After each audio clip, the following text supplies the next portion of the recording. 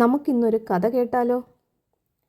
ഒരു രാജാവിന് 12 സുന്ദരികളായ പെൺമക്കളുണ്ടായിരുന്നു. ഈ 12 പെൺമക്കളും ഒരു മുറിയിലായിരുന്നു താമസിച്ചിരുന്നത്.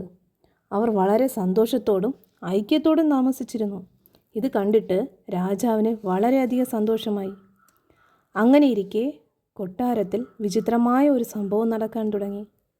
രാത്രി ഉറങ്ങാൻ കിടക്കുന്ന രാജകുമാരികൾ രാവിലെ എഴുന്നേൽക്കുമ്പോൾ അവരുടെ ചെരുപ്പുകളെല്ലാം തേഞ്ഞു കീറിയ നിലയിലായിരിക്കും.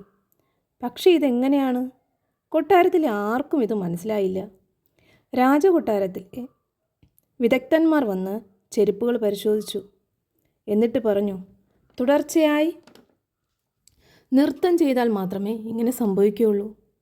എന്നാൽ രാജകുമാരികൾ ഉറങ്ങാനായി രാത്രി മുറിയിൽ കയറിയാൽ നേരം വെളുത്തിട്ടല്ലാതെ പുറത്തേക്ക് വരില്ല.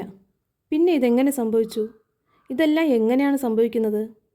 ഈ സംഭവിക്കുന്നതെല്ലാം രാജകുമാരിമാർക്ക് അറിയാമായിരുന്നു. രാജാവ് എത്ര പ്രാവശ്യം ചോദിച്ചിട്ടും അവർ ഒന്നും പറഞ്ഞില്ല.